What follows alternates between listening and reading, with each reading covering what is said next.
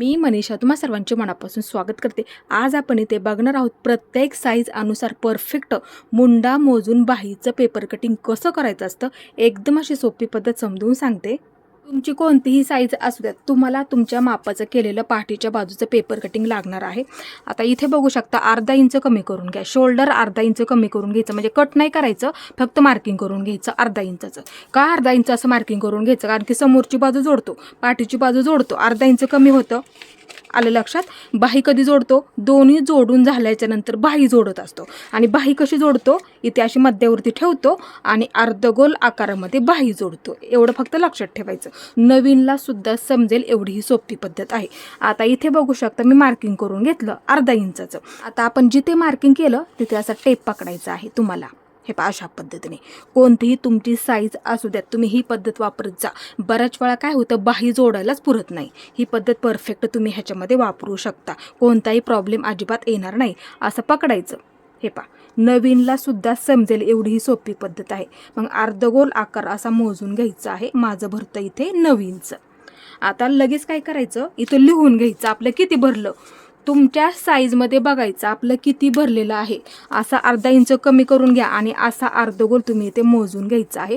तुमचं किती सुद्धा भरू द्यात ते लक्षात ठेवायचं आणि जेवढं भरलं तेवढं इथे लगेच असं लिहून घ्यायचं। म्हणजे काय होतं, हे आपलं परफेक्ट घडीचं मार्किंग असतं। आपण म्हणतो आपल्या साईजमध्ये बाहीची परफेक्ट घडी किती लागते, ही तुम्हाला तुमच्या साईजमध्ये घडी लागणार आहे। मग तुमचं इथे 8 इंच सुद्धा भरू द्यात साईज अनुसार, 8.5 इंच सुद्धा भरू द्यात, 9 इंच, 9.5 इंच, 10 इंच सुद्धा भरू द्यात। असं अर्धगोल मोजून घ्यायचं आणि असं इथे लिहून घ्यायचं, म्हणजे चुकत नाही त्यासाठी। आता इथे बघू शकता आम्ही दुसरा पेपर घेतलेला आहे, अशी घडी करून घेते आणि बंद बाजू माझ्या बाजूला आहे। आता इथे बघा, तुम्ही सुद्धा तुमचं बघून घ्यायचं आणि असं लिहून घ्यायला फक्त विसरू नका, म्हणजे काय होतं आपलं चुकत नाही।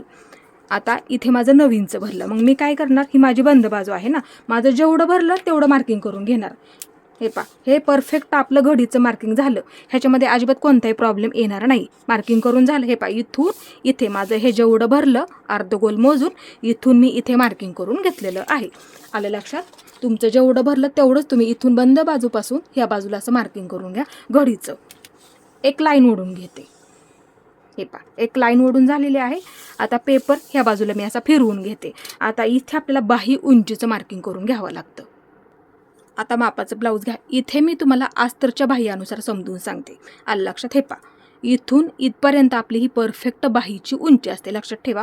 असं ठेवा, इथे असं ठेवून घ्यायचं आणि जिथपर्यंत आपली इथे बाही जोडलेली आहे का, मार्किंग करून घ्या लगेच। हे पहा, मार्किंग करून झालं, हे पहा, इथून इथे मी बाही तयार आहे। सर्वात आधी असं मार्किंग करून घ्या, एकदम असं सोपं आहे, नक्की जमणार तुम्हाला। आता मग त्याच्यावरती शिलाई मार्जिन किती लागतं, 1 इंच लागतं। ते 1 इंच कुठं लागतं लगेच समजून सांगते। आता ह्याच्यामधलं अर्धा इंच तुमचं इथे बाही जोडण्यामध्ये लागणार, म्हणजे इथे, हे पहा, इथे लागेल आणि राहिलेलं अर्धा इंच समोरच्या बाजूला तुम्हाला अस्तर जोडण्यामध्ये लागेल। आलं लक्षात? त्यासाठी उंची अधिक 1 इंच लक्षात ठेवत जा नेहमी अस्तरच्या बाही अनुसार। आलं लक्षात? आता इथं काय करायचं, हे पहा, अशा पद्धतीने एक लाईन ओढून घ्यायची। इथे आपलं परफेक्ट उंचीचं मार्किंग करून झालेलं आहे।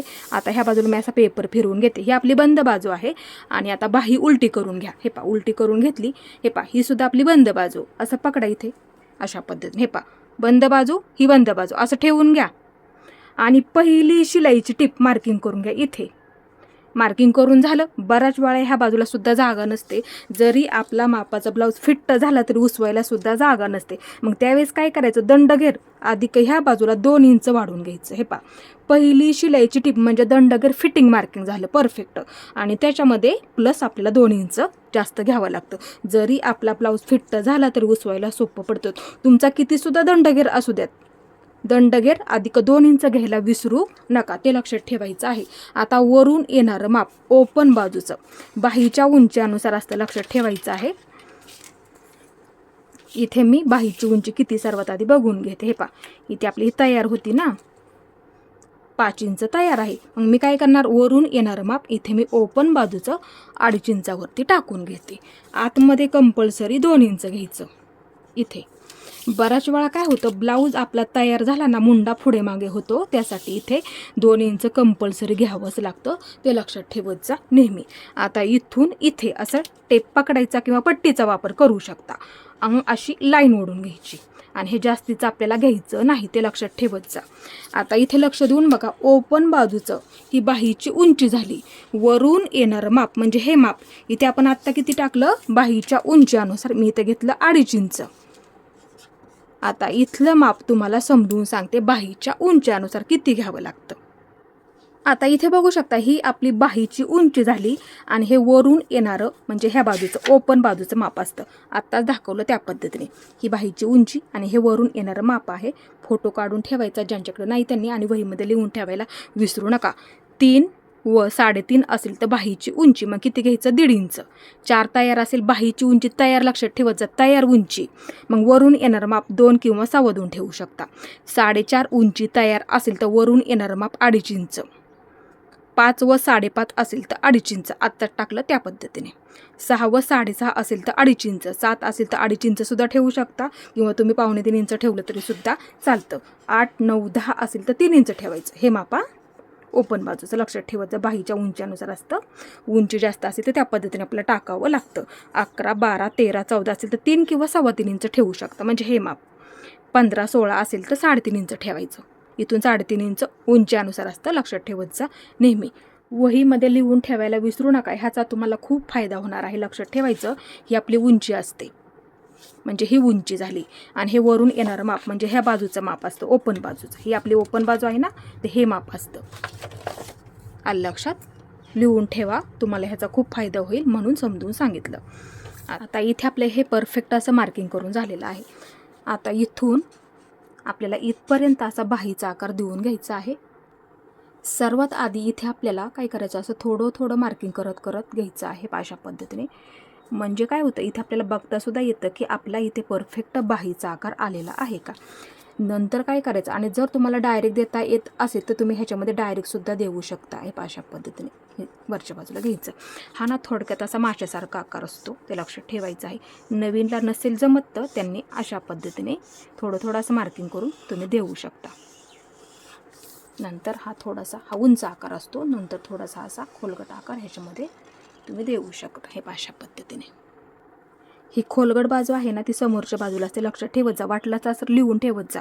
आणि उंच बाजू आहे ना, ती आपली पाठीच्या मुंड्याला जोडताना येते, ते लक्षात ठेवत जा.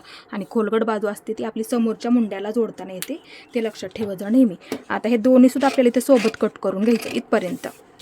हे पहा, इथून सर्वात आधी वरचा आकार कट करून घ्यायचा आहे अशा पद्धतीने इथपर्यंत. आता एक मध्यावरती असं मार्किंग करून घ्यायचं, म्हणजे काय होतं, बाही जोडताना चुकत नाही. आता एक बाजू ह्यामधली बाजूला घ्यायची हे अशा पद्धतीने, आणि ही बाजू. आता इथून हे आपण मार्किंग केलं का, इथे असं पकडायचं आणि इथून असं हे कट करून घ्यायचं हे अशा पद्धतीने इथपर्यंत. हे मार्किंग आपण मागाशी केलं होतं तिथपर्यंत हे अशा पद्धतीने कमी कमी करत घ्यायचं. हा झाला तुमचा परफेक्ट असा बाहीचा आकार झालेला आहे, बघू शकता, एकदम असं परफेक्ट. इथे नाही हे असं जुळून आलं पाहिजे, ते लक्षात ठेवायचं नेहमी. ते त्याच्यात कमी जास्त होऊ देऊ नका, ते लक्षात ठेवायचं आहे. तेव्हा तुमचं ब्लाऊज आपला तयार होईल ना, त्यावेळेस अजिबात मुंडा पुढे मागे सुद्धा होत नाही. एकदम अशी सोपी पद्धत समजून सांगितलेली आहे. तुम्ही सुद्धा ही पद्धत नक्की वापरायची आहे. आणि माझा आजचा व्हिडिओ तुम्हाला कसा वाटला ते सुद्धा मला नक्की सांगा. आणि माझा पूर्ण व्हिडिओ पाहिल्याबद्दल मनापासून तुमचे सर्वांचे धन्यवाद.